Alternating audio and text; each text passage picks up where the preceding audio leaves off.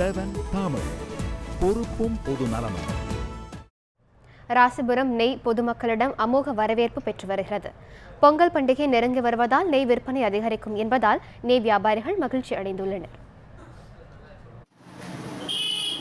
நாமக்கல் மாவட்டம் ராசிபுரத்தில் குடிசை தொழிலாக தொடங்கியது நெய் விற்பனை. கடந்த அரை நூற்றாண்டுகளாக விவசாயிகளிடமிருந்து வெண்ணெய்களை வாங்கி பாரம்பரிய முறைப்படி முருங்கை இலை போட்டு காய்ச்சப்படுகிறது. நெய் தயாரிப்பில் நல்ல அனுபவமுள்ள தொழிலாளர்கள் இந்த தொழிலில் ஈடுபட்டு நெய் பக்குவத்திற்கு வரும் வரை வெண்ணெயை காய்ச்சுகின்றனர். இதனால் ராசிபுரம் நெய் நல்ல மணமாகவும் நீண்ட நாள் கெடாமலும் இருப்பதாக நெய் தயாரிக்கும் தொழிலில் ஈடுபட்டுள்ளவர்கள் கூறுகின்றனர். நாங்கள் நெய் அப்படியே போட்டுலாம் காய்ச்ச மாட்டோம். ஃபஸ்ட்டு வெண்ணெயை வாங்கி டெஸ்ட் பண்ணிட்டு தான் காய்ச்ச விடுவோம்.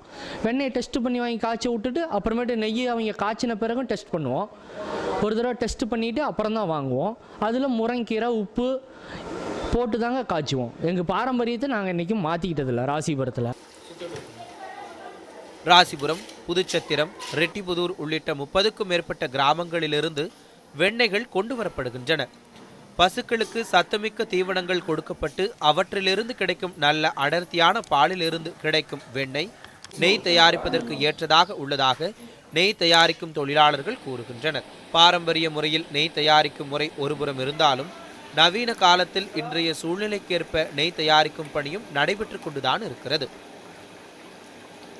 ராசிபுரத்திற்கு வருகின்ற நெய் நல்ல மனம் உள்ளதாகவும் நல்ல குரணை உள்ளதாகவும் இருக்கின்றது. அதற்கு காரணம் ராசிபுரத்தில் இருக்கிற புல்லும் உற்பத்தி செய்து போடுகிறார்கள்.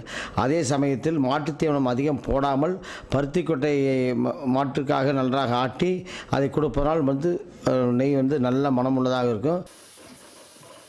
பொதுவாக இனிப்பு வகைகளுக்கு நெய் அதிகமாக தேவைப்படும் என்பதால் பொங்கல் பண்டிகை நெருங்கி வருவதால் நெய் விற்பனை அதிக அளவில் நடைபெற வாய்ப்புள்ளதாக நெய் உரிமையாளர்கள் நம்பிக்கை தெரிவிக்கின்றனர். ஸ்ரீதர், நியூஸ் 7 தமிழ், நாமக்கல்.